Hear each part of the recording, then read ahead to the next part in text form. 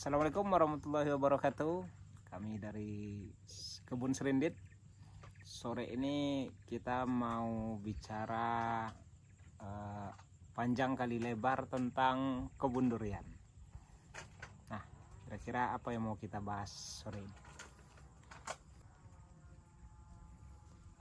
Untuk berkebun durian, yang pertama yang harus kita siapkan itu mental ya.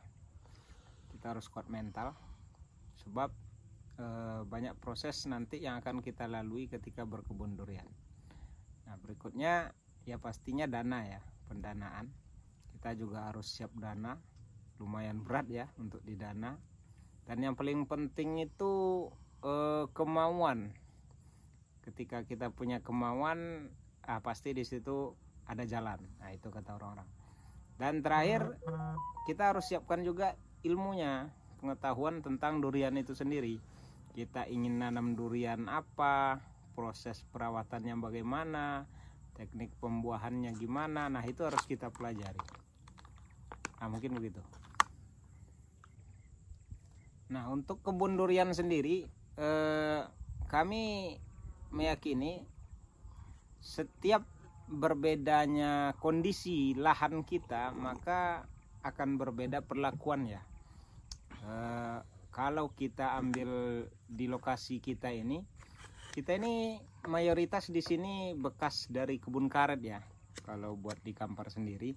Jadi saran kami ketika kita mau bangun kebun durian, kita staking dulu, cabut tunggul ya. Mungkin tidak staking ekstrim ya, kita usahakan cabut tunggul karet.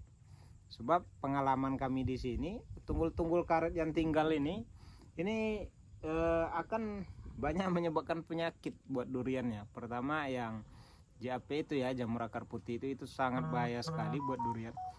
Yang menyebabkan nanti ongkos kita akan lebih besar gitu ketika tunggul dari karet ini tidak kita cabut. Nah, setelah selesai staking nanti baru kita mulai pemancangan, pembuatan lubang. Usahakan serapi mungkin ya. Kami di sini tanam itu dengan jarak 10 kali 10 ya.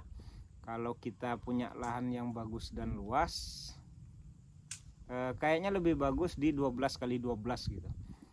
Lebih efektif nanti ketika dia sudah berumur 10 tahun ke depan ke atas gitu. Jadi dahannya itu masih bebas, belum menyatu gitu. Kalau 10 kali 10 ini asumsi kami 10 tahun, 12 tahun dia akan mulai dempet dan akan mulai jumpa antara dahan satu, dahan ini sama dahan yang di sana gitu.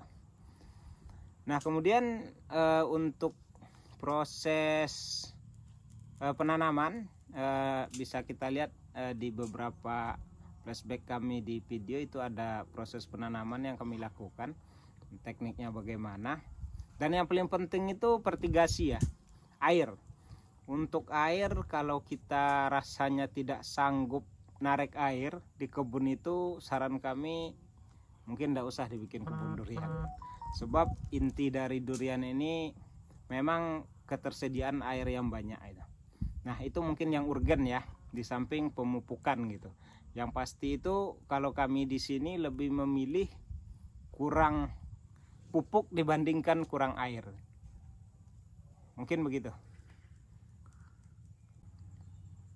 Nah, untuk teknis penanaman, kalau kami biasanya untuk lubang tanam itu kita bikin ukuran 80 kali 80, kedalaman 60 meter, 60 cm. Itu bebas ya, kita bisa taruh di dalam kompos. Kalau saran kami kompos ya. Juga kita campur dengan NPK. Dan kita biasanya buat insek kita pakai puradan. Kalau bekas karet begini mau tidak mau kita nambah satu lagi Beyond M gitu, untuk pencegah jamur akar putih itu masuk ke dalam lubang yang telah kita bikin. Nah, saran kami kalau bisa bibit yang ditanam yang sudah mulai betul-betul kuat ya, betul-betul kokoh, mungkin batang ada sejempol kaki lah paling tidak gitu. Sebab adaptasinya yang kami lihat, batang yang sudah lumayan besar itu lebih lumayan kuat dia beradaptasi dibanding baby gitu ya. Mungkin kita bisa beli bibit baby, kita ini dulu, kita pelihara dulu, sekiranya dia sudah kuat, udah mulai kokoh, nah baru kita masukkan dia ke lubang tanam. Nah, mungkin begitu. Terus yang pasti paranet ya, sebab bagaimanapun durian ini ketika masih baru tanam itu dia tidak tahan terhadap panas terik matahari ya. Jadi biasanya kita atapi dia dengan menggunakan paranet, lebih kurang itu sekitar 3-4 bulanan lah ya. Betul-betul dia sudah mulai kokoh, baru nanti kita lepas paranet. Nah, kemudian untuk buat penanaman sendiri kami sarankan dibikin seperti gundukan gitu ya. Nah, pertama kita jaga air ya. Durian ini dia tidak bisa kurang air dan juga tidak bisa kelebihan air gitu. Ketika kelebihan air nanti akarnya akan membusuk dan dia akan mati.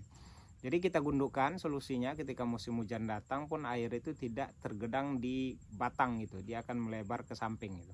Nah ini fungsi gundukan yang harus kita pahami. Kemudian nanti setelah beberapa kali penyiangan, pembersihan piringan, itu nanti gundukan itu berpengaruh karena kita akan tarik beberapa tanah di luar itu buat masuk ke dalam gitu, ke dalam piringan. Kalau nanti kita tanam dia sedatar dengan tanah, nanti itu akan ketimbun batangnya dan itu tidak bagus buat tanaman gitu. Mungkin gitu. Nah, mungkin itu dulu ya bincang-bincang sore kita dari proses tanam sampai pemeliharaan. Mungkin ada waktu nanti kita sambung lagi next berikutnya. Ikuti terus kami di Kebun Serindit. Jangan lupa follow kami. Semoga menjadi ilmu yang bermanfaat. Terima kasih. Salam petani.